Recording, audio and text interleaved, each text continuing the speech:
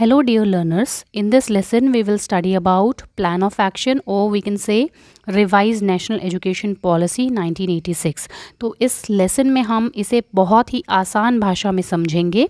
तो हुआ यूँ कि 1986 की जो नेशनल एजुकेशन पॉलिसी थी उसमें ये डिक्लेयर किया गया था कि उसका इम्प्लीमेंटेशन और रिज़ल्ट को हर 5 साल में यानी एवरी 5 ईयर के बाद आपको रिव्यू करना होगा। तो इसी बीच आपकी नेशनल फ्रंट की गवर्नमेंट फॉर्म हो जाती है और ईयर 1990 में यानी just 3 year after coming power आपकी राममूर्ति रिव्यू कमेटी बिठाई जाती है। उसको अपॉइंट किया जाता है कि वो रिव्यू करेगी नेशनल एजुकेशन पॉलिसी 1986 को।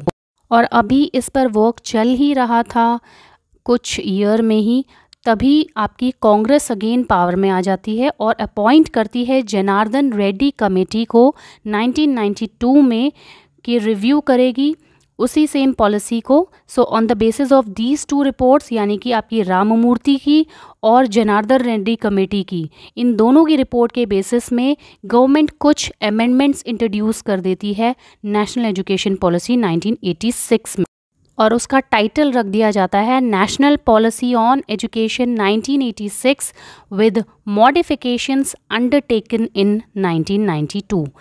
काफ़ी सारे स्कॉलर्स उसे by mistake national education policy 1992 भी कहते थे, बट दैट वाज रॉन्ग।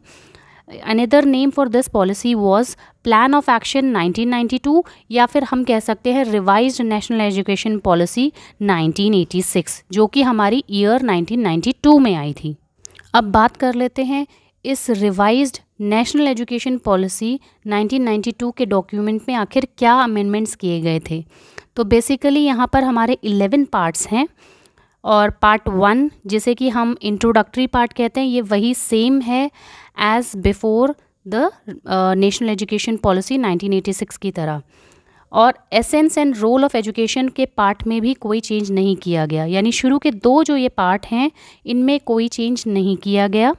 आपका जो 3rd पार्ट था नेशनल सिस्टम ऑफ एजुकेशन, इसमें एक ही अमेंडमेंट हुआ था जिसमें कि ये कहा गया था कि आपके +2 स्टेज को कि that will be forming a part of school education all over the country. So this was all about the 3 parts. Now coming to 4th part which is education for equality। तो इसमें basically 4 amendments किए गए थे।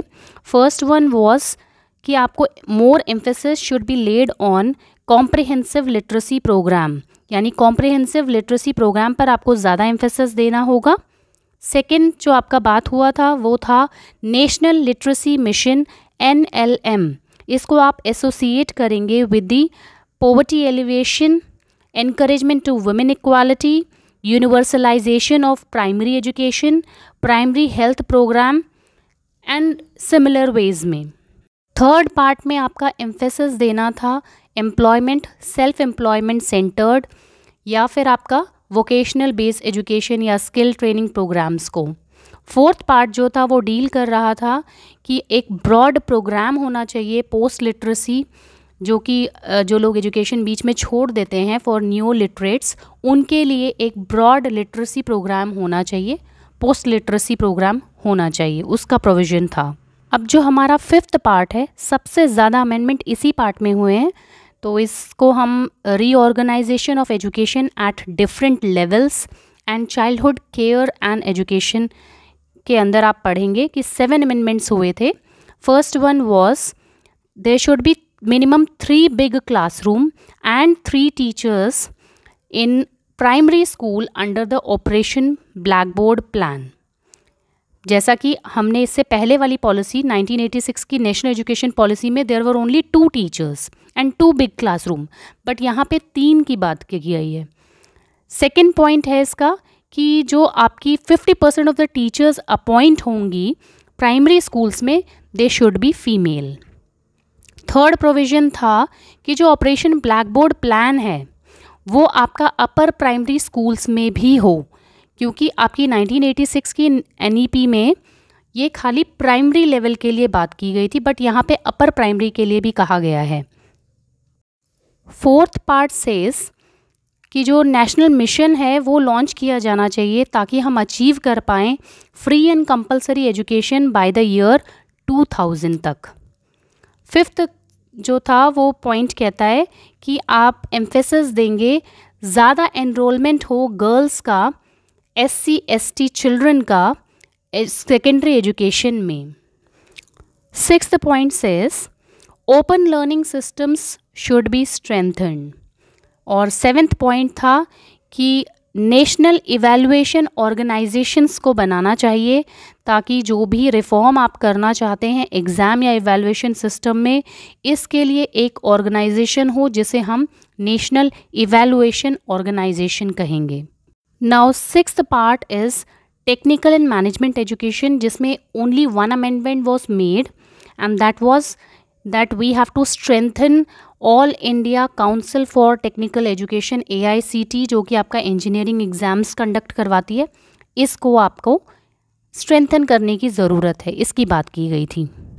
जो हमारा seventh part है that is making the system work, ये as before ही है, there was no amendment made in this part. So now next part is our eighth part, which is reorienting the content and process of education.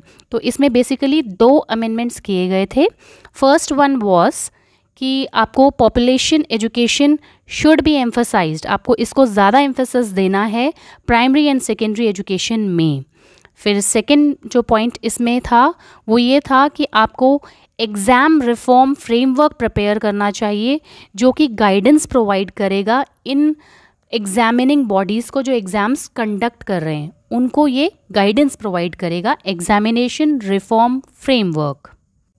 अब जो हमारा next part है that is the 9th part, teacher, इसमें कोई भी amendment नहीं किया गया।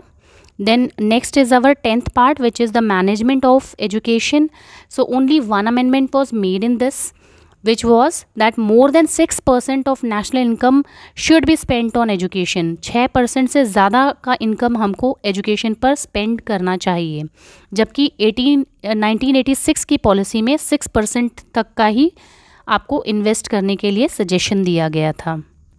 Next is part 11th, which is resource and review, and the last part future. There is no amendment made in these 2 parts.